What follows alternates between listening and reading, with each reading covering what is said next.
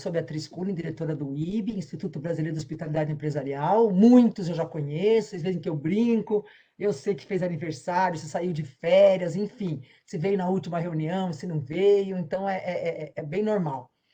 E nós temos hoje, trouxemos a Cláudia Maierá, é uma pessoa que está fazendo um trabalho bem bacana, ela está na Renault, e ela também tem um trabalho por fora aí de levar esse conceito da Customer Experience, porque ela fez várias Vou me certificações. apresentar rapidinho. Eu sou a Cláudia e eu vou explicar para vocês um pouquinho como é que eu entrei neste mundo do CX, tá? Tudo começou quando eu trabalho na Renault, né? Eu entrei na Renault em 98. Eu trabalhava quando a Renault nem tinha fábrica ainda no Brasil. Então, nossa função foi realmente fazer nascer uma marca aqui no Brasil. Então, eu costumo dizer que meu sangue é amarelo, né? Porque eu vi essa marca nascer e crescer do jeito que ela cresceu. Então, em 2008, me deram a pior concessionária em atendimento de vendas de veículos, né? Na Renault, ele é bem dividido, o que é parte de vendas, o que é parte de pós-vendas. As equipes são especializadas, porque requer uma especialização.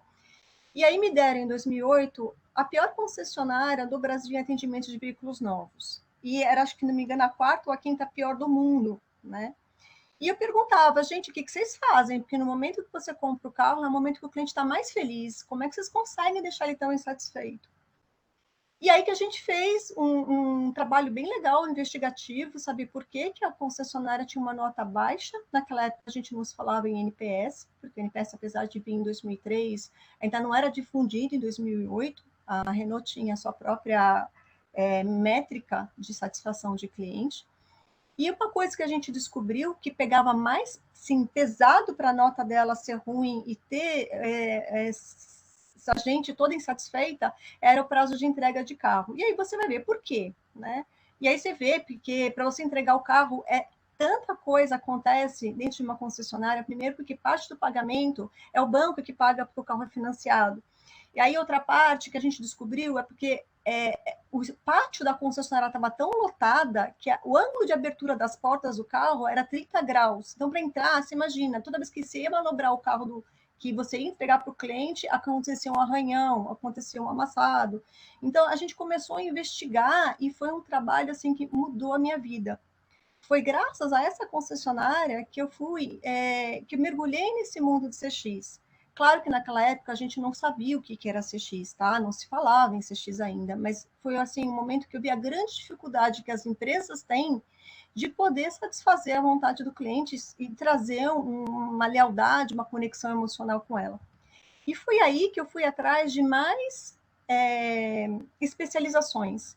Então, eu fui fazer um curso nos Estados Unidos, que é o de Clientologia Supreme, da Seeds of Dreams, que eu fiz assim, uma série de visitas, não só guiadas, mas também assistidas, que a gente foi falar com a Apple, a gente foi falar com a Harley Davidson, a gente foi falar com várias empresas, com Orlando City, inclusive também a Disney nos bastidores. Naquela mesma período que eu estava lá, eu também fiz um workshop na Rosen College, do Hospitality Management. E aí eu fui atrás também. Agora, nesse exato momento, eu estou atrás de uma certificação da Forrester. O material que eu trouxe aqui para vocês praticamente é todo da Forrester, porque é um material muito rico. São eles que começaram toda essa organização de ideias do CX. Então, a gente vai começar a ver isso. O meu forte, dentro das 6 disciplinas que tem o CX, o meu forte é o mapeamento da jornada do cliente, tá? Só que eu também não parei por aí. Eu fiz curso de NPS, fiz curso de Employee Experience, fiz curso de Employee Experience e Success, tá? Eu também mergulhei no mundo de Customer Success, são coisas diferentes. Customer Experience e Customer Success são coisas totalmente diferentes, embora elas trabalhem juntas, tá? E a minha formação base, eu sou administradora de empresas pela ESPM e também eu fiz MBA de marketing na FIA. E todo esse contexto me fez chegar onde eu estou hoje. Então, eu sou a Cláudia Maierá, palestrante, professora e consultora de Customer Experience e Customer Success. E eu fundei em 2015 o Instituto Excelentíssimo Cliente. O que ele faz? Ele ajuda as empresas a se conectar emocionalmente com seus clientes, porque nós estamos na era de conexão emocional. Sem isso, as empresas não vão sobreviver.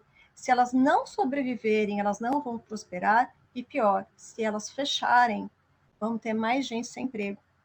Então, a minha missão é ajudar as empresas a manterem os empregos, a sustentar famílias, tá? Essa é a minha grande propósito de vida. E aí a gente vai entrar agora dentro do contexto, por que será, né? Porque será que realmente as empresas entendem o conceito de Customer Experience? Porque a gente fala de experiência do cliente, Customer Experience, mas será que as pessoas realmente entendem o que é isso? Porque eu vejo que tem ainda muitas misunderstanding, né? Muitas discordâncias do que seja o Customer Experience. Então, só para deixar claro, tá? CX não é saque, não é atendimento, tá? Não é só pesquisa de satisfação do cliente, não é oferecer mimo. Às vezes as pessoas falam assim, nossa, meu customer experience é maravilhoso, acabei de entregar uma cesta de frutas para o meu cliente. Tá, mas isso não é customer experience. E também não é uma moda, tá? Eu gosto de dizer, meu pai, ele tem 81 anos, e quando ele fez o MBA dele, o MBA na época, pós-graduação na GV, ele falava que a grande máxima era que o marketing está para vendas, assim como o curandeiro está para a medicina. E não é isso, tá? Não é uma moda. Marketing não foi uma moda e CX também não é uma moda. Ele veio para ficar. É uma nova forma de você fazer negócio.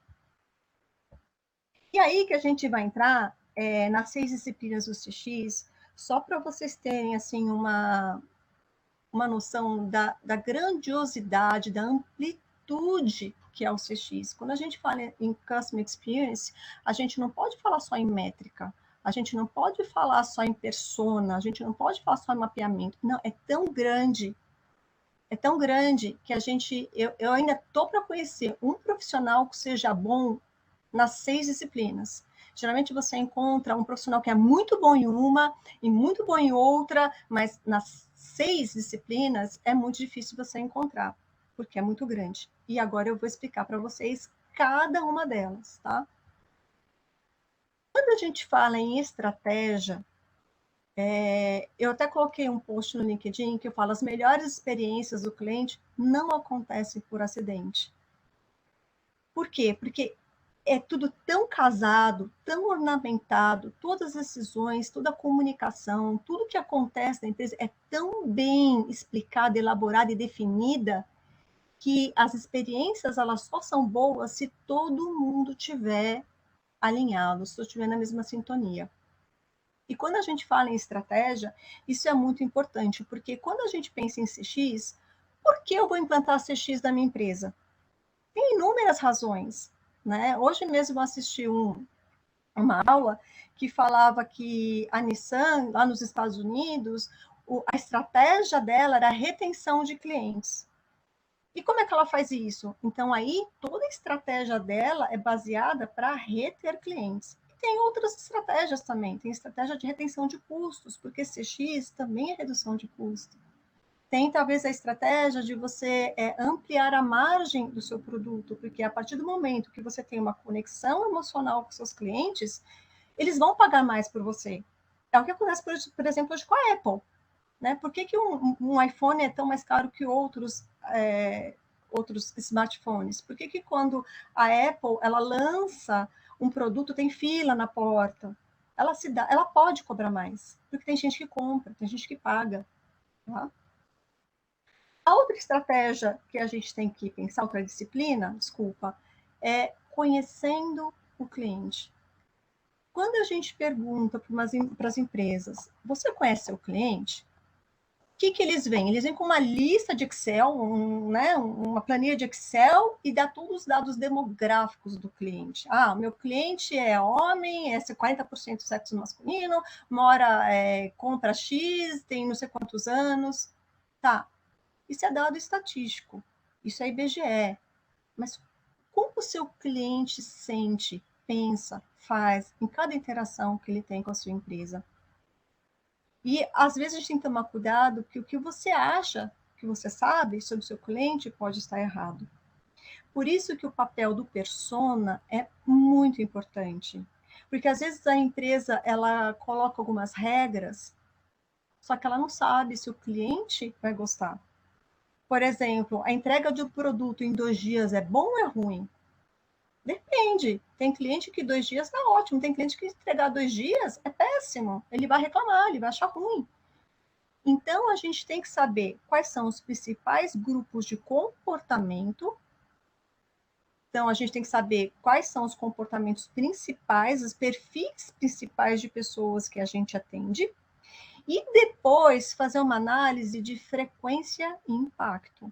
Porque, às vezes, um comportamento, ele aparece pouco, mas quando aparece, ele desestabiliza todo o seu atendimento. Então, você tem que fazer essa relação de frequência e impacto. A próxima disciplina que a gente vai apresentar aqui é o design. É aqui que está o mapeamento da jornada do cliente. É aqui que você vai desenhar a experiência que você quer entregar para o seu cliente. Tá? Então, eu gosto muito dessa fala do Steve Jobs, né? Porque se você for só perguntar para as pessoas o que elas querem, elas não sabem, porque elas não sabem o que você pode fazer por elas. Então, as pessoas não sabem o que querem até mostramos a elas. Essa foi a frase quando ele lançou o iPad. E aí eu pergunto para vocês, quando a gente fala em satisfação do cliente, a gente está avaliando o que a gente já fez por elas. Mas será que elas poderiam se encantar por outras coisas, por inovações que poderiam facilitar a vida delas, que não existem ainda no mercado? Então, é muito importante. E o mapeamento da jornada do cliente, ele dá para a gente uma amplitude de tudo que ele está passando em cada etapa. E a gente consegue ver quais são as etapas que têm mais dores, quais são as etapas que a gente pode melhorar e implantar um momento UOL, quais são os momentos que a gente não pode falhar e qual é o custo de cada etapa que a gente tem. Só que fazer o mapeamento da jornada do cliente não é só você jogar um monte de gente na sala e colocar um monte de post-it na parede, né? E passar um dia super legal, um dia divertido, e aí? O que a gente faz com isso, né? Isso é uma coisa que muitas empresas não entendem, tá? Uma vez pediram para mim fazer um mapeamento da jornada do cliente, considerando toda a cadeia, era uma cadeia enorme, em um dia, e para entregar. Eu falei, não, não é assim. Primeiro, para a gente fazer o mapeamento, a gente tem que saber qual é a necessidade. O que a gente quer entregar?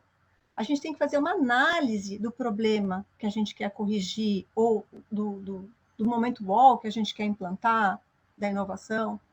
A gente tem a fase da ideação, chama todo mundo, o que a gente pode fazer? A gente tem que prototipar isso. Então, a gente tem que ver se as ideias que surgiram são as ideias que realmente vão funcionar. E depois a gente tem que validar para o cliente. Tem que chamar os clientes para ver a jornada e falar: você vai ficar feliz se for assim? Quanto tempo você esperaria para, sei lá, ser atendido no telefone? Quantos cliques você está disposto a dar? Tudo bem? Só assim a gente pode saber e desenhar um mapeamento da jornada do cliente bacana. É o que, por exemplo, a Starbucks faz muito bem, tá? Métrica. Quando eu coloco métrica e quando eu abordo a questão métrica, sempre vem na cabeça o NPS, o CSAT, né? O CES, que é o Customer Effort Score. Mas, se você para pensar, eu gosto de falar assim, eu até escrevi um post sobre isso, um artigo. Quantas vezes vocês têm um e-mail para responder pesquisa? Porque eu acho o seguinte, eu cruzo a porta de casa, já tem uma pesquisa. Você gostou? Né? Eu vou lá na farmácia, compro uma aspirina. E aí, você gostou? Aí eu vou para casa, volto. E aí, você gostou? Então, assim, eu não sei vocês, mas eu não consigo mais responder todas as pesquisas. Começou, assim, a me causar um certo incômodo. E o pior de tudo é que as empresas estão usando todas essas pesquisas e não estão ligando a causa, efeito, resultado. O que causa essa nota? O que a gente pode fazer para melhorar? Então, quando a gente tem que tomar muito cuidado quando a gente fala em métricas, tá? E tem um artigo que fala Sometimes you don't have to ask, que é muito bacana, que ele fala o seguinte, você precisa perguntar para o seu cliente se ele está satisfeito? É só você ver os dados. Hoje em dia tem inteligência artificial para tudo. Então, quando a gente fala em dados, a gente tem que ter 3 tipos de análise. A descritiva, que é o que já aconteceu. Você só está descrevendo o que está acontecendo. É o caso do NPS. Tem a preditiva, que você consegue saber, por exemplo, se de repente um cliente te abandonou, de repente todo o círculo de amizade, todos os contatos daquela pessoa também tendem a te abandonar, porque ele vai contaminar os amigos, vai falar, ó, pessoal, a outra empresa é muito mais legal do que essa. Então, se consegue prever o movimento das pessoas e fazer a análise preditiva. A prescritiva, eu tô para ver algumas empresas aqui no Brasil que fazem isso, que é justamente analisar o seu comportamento, analisar como que você usa o produto, como você consome, como você compra e te oferecer algo melhor. Tá? Geralmente a prescritiva é muito boa, assim, a Amazon faz isso, mas daqui no Brasil eu não conheço nenhuma empresa. A Nespresso faz isso, a Netflix faz isso, que ela fala, olha, você assistiu esses vídeos, esse vai gostar daquele, tá? Então, muitas vezes, quando a gente fala em métricas, sometimes you don't have to ask. Às vezes você não precisa perguntar para saber se o cliente está feliz ou não. Tá? Então, aqui está mais uma prova que CX não é só avaliação de pesquisa. Tá? E quando a gente fala também em Customer Experience, né, a gente tem que pensar na parte de governança. O que a governança faz? Primeiro, ela vai priorizar as ações. Por quê? Pode ter alguns departamentos que querem fazer uma ação para melhorar e outro departamento quer fazer outra ação e elas são convergentes ou divergentes, tanto faz. A governança ela tem que analisar qual é a prioridade de investimentos para melhorar e qual é o impacto financeiro que vai ter dentro da empresa. Ela também tem que definir o papel de cada um, tá? Por exemplo, quem é que vai cuidar disso? Quem é que vai cuidar daquilo? Que se não tiver alguém para fazer isso, vai ter departamentos fazendo a mesma coisa e às vezes coisas que têm focos diferentes. Por exemplo, tem uma empresa que ela descobriu que uma equipe estava fazendo ações para direcionar os clientes para chat. Só que outra equipe de outro departamento estava exatamente fazendo o oposto, fazendo ações para que os clientes não acessassem o chat. E tinha uma terceira equipe que estava pensando em colocar 5 línguas diferentes para se comunicar via chat. Se você não tiver uma governança que possa orquestrar tudo isso, você vai ter esse tipo de problema. Tá? Você tem que definir também as suas estratégias. E outra coisa, tem que monitorar se um departamento ou uma área ou um grupo de trabalho está fazendo determinado trabalho, determinada coisa, como é que está indo? Né? E organizar para que não tenha desperdício de recursos. Tá? Quando eu falo de recursos, é tempo, é gente, é dinheiro. Tá? E aqui, a parte mais difícil para a gente falar em CX é colocar a mentalidade customer-centric dentro das empresas, né? E eu gosto muito dessa frase do ex-CEO, né, da Blockbuster, que ele fala assim, que não estamos no ramo de café para servir pessoas, estamos no ramo de pessoas para servir café. E a cultura, se você não tiver uma cultura, um mindset voltado para cliente, você pode fazer a ação que você quiser de CX, você pode gastar o orçamento que você quiser, não vai andar. Então, a forma com que você contrata seu pessoal, o RH, tem que estar... Olha, vai ter uma revolução de RH muito grande aqui para frente, porque você não pode contratar qualquer pessoa. Não é, você tem que contratar uma pessoa para aquela determinada estratégia, aquele determinado papel. Né? A forma com que você dá promoções para os seus funcionários, quem que é promovido e quem não é, qual que é o critério de promoção? É só KPI? Ou não, é quem realmente faz alguma coisa para o cliente? Né? E as empresas que mais são bem-sucedidas no CX, que é o caso da Disney, é o caso da Starbucks, é o caso da Nespresso, eles são muito fortes em rituais.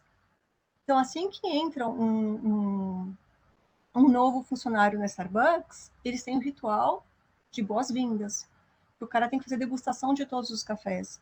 Depois tem premiação, tem vários tipos de programa que as pessoas podem entrar. Então, tudo isso faz com que as pessoas, com que a cultura realmente entre. E o mais importante, se o CEO, se o líder da empresa não tiver envolvido com as ações de CX, também não vai dar certo. Porque o líder tem que ser o primeiro a falar que ele quer uma cultura customer-centric, senão não vai funcionar. Mediante tudo isso que eu falei para vocês, eu pergunto, né? É uma das perguntas do nosso tema de hoje. Por que é tão difícil aplicar o conceito de CX na prática? Por que a gente não consegue? E tá aí. Porque nem todas as empresas entenderam o que é CX. Muitas das empresas, elas falam, eu aplico CX. Mas você vai ver, não é CX. É qualquer coisa. É NPS. Aplicou NPS, eu faço CX porque eu tenho NPS. Não. CX é muito mais abrangente que isso. O que você faz para a cultura da empresa, o que você faz com a estratégia da empresa, como é que você avalia tudo isso, tá? Então, por que é difícil aplicar? Porque as empresas ainda não entenderam o que é CX, a grandiosidade, a amplitude disso tudo. E o que todo profissional de CX deveria saber? Que implantar CX não é fácil, mas vale a pena. Então, gente, é isso que eu tinha para falar para vocês. Eu agradeço a atenção de vocês. E todos os meus contatos do excelentíssimo cliente, eles estão aqui para vocês. Eu deixo até o meu WhatsApp aberto, porque uma das coisas que eu descobri que trabalhar com CX é que todos os profissionais de CX se ajudam. É muito bacana quando você tem uma dificuldade, uma dúvida, uma questão, é só você levantar a mão e todo mundo está ali para te ajudar, tá? É isso, gente. Bia, você tá com o microfone desligado. Agora abriu? Abriu. Ô, Cláudia, muito bom. Eu acho que de uma forma bem objetiva, assim, bem direta, você conseguiu trazer aí essas questões. Eu imagino que muitas pessoas estão preocupadas, que eu estou vendo um silêncio no ar, assim, porque ficou uma coisa, assim, como eu diria assim, completa de necessidades, de prioridades, vamos falar, pilares que sustentam, que muitos devem estar se perguntando: nossa, será que eu vou chegar nisso? Ou será que eu vou conseguir? Quando você olha para isso, pela sua experiência, você acredita que a parte mais difícil, sempre tem uma mais difícil, né? Sempre tem. Você acha que é a cultura? Eu acho que começa pela cultura. Se você não tem uma cultura baseada para sustentar tudo isso, você pode ter a estratégia que você quiser, mas você não vai sustentar. E quando você fala isso da questão da cultura, você obviamente. Ah, eu tenho um cachorro aqui, vocês estão vendo o cachorro aqui no meu pescoço? É o É assim. cacau? Mas tudo bem. Quando você fala essa questão da cultura, como é que você, se tivesse que vender isso, uma proposta para implantar ou praticar ou fazer acontecer em cima da experiência do cliente, como é que você venderia? Quais dicas que você dá para as pessoas que estão nessa fase ou que estão sentindo dificuldade em fazer isso permear na organização inteira para que o resultado no final apareça e seja tangível? Bom, primeiro a gente tem que pensar que o CX é uma nova forma de fazer, tá? Então é uma nova forma de pensar. E isso muda tudo. Se o comandante da nave não está lá, não vai funcionar. Por quê? Porque as pessoas estão tão envolvidas com suas tarefas diárias, tão envolvidas com os e-mails, com apagar incêndio, que se não tiver a figura de quem manda ali, né, do CEO, do presidente, vai ser difícil você implantar. Não estou falando que o CEO tem que estar em todas as reuniões, tem que estar, sabe, presente no mapeamento da jornada do cliente, nada disso. Mas ele tem que estar sabendo o que está acontecendo, tem que ter uma pessoa ligada a ele dentro do processo, porque senão não vai, Bia. Tem muitas empresas de consultoria que recusam trabalhos se o CEO não estiver envolvido. Já Então, começa mas por aí. aí, então, mas tem uma questão. O senhor entende quando nós estamos falando de dinheiro. Se você vai lá com um plano bem elaborado, dizendo que a empresa vai ter, né, ou previsto uma economia, previsto um ganho, previsto uma rentabilidade que seja, você precisaria ir com mais dados do que dizer para ele que isso é importante. Qual é o caminho para que você consiga fazer isso e consiga convencê-lo de que vale a pena trabalhar nisso? Tá. A gente tem. Uma vez perguntaram para mim, né? Eu estava numa apresentação e aí levantou o cara de compras e falou: o que eu vou ganhar com isso? Por que eu contrataria? Por que eu colocaria CX na minha empresa? E aí eu falei para ele: você consegue mensurar quanto custa cada atendimento, cada reclamação sua no seu cliente? Você consegue mensurar? A gente fala em Customer Success, o CAC, né? Custo de aquisição do cliente, o quanto você gasta para colocar um cliente novo na sua carteira? Claro que eu consigo. Então, esse valor que você gasta para ter a aquisição de um novo cliente é o quanto você vai economizar. Porque custa mais caro, a gente sabe disso, custa mais caro você conquistar um novo cliente. Tá? Se a gente pegar, por exemplo, seguradoras, eu sei que um cliente novo, eles pagam 2 ou 3 mensalidades para o corretor. Quanto custaria para eles se eles mantivessem o cliente? Quanto eles economizariam de não ter que passar esse valor para o corretor se eles mantivessem o cliente? Então, cada empresa tem o seu ROX, né, que a gente fala ROX, né, o seu ROI de Customer Experience. Então, é nisso que a gente tem que pensar. E outra coisa, se você só pensar em dinheiro, você também vai pensar que se você não fizer para o seu cliente, alguém vai fazer. Você vai perder esse cliente. Né? Foi o que aconteceu isso que a gente vê com os taxistas e Uber, com os hotéis, com Airbnb.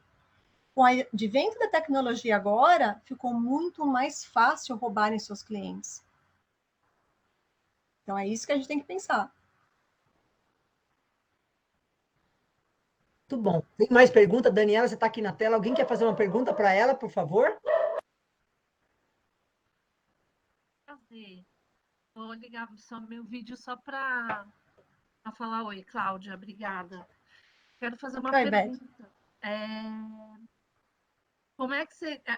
Empresas, na empresa onde eu trabalho, empresas onde a estrutura é muito complexa, empresa grande, que tem diversas plantas, que tem diversos níveis hierárquicos e áreas diferentes para fazer, estou falando aqui de operação logística, de navio, de transporte, enfim. Como é que você vê que é um caminho possível para propagar a cultura centrada no cliente, né? Então, a gente no escritório está todo mundo alinhado, a liderança de operação alinhada, mas aquele cara que está ali no terminal e está vendo que tem um buraco na pista, um exemplo bem hipotético para ele, e houve um cliente reclamar, puxa, esse buraco, né? Que a Disney faz isso muito bem.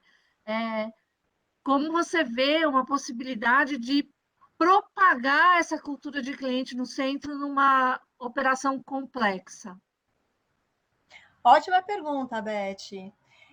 Quanto maior a empresa, mais difícil é aplicar o CX, certo? Porque tem mais equipes, mais plantas, mais distribuição geográfica, inclusive.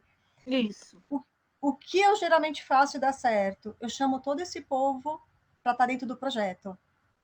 Porque a partir do momento que você tem um integrante de cada planta, um integrante de cada área dentro, você tem embaixadores que no dia a dia vai estar lá engajando a equipe para poder estar alinhado.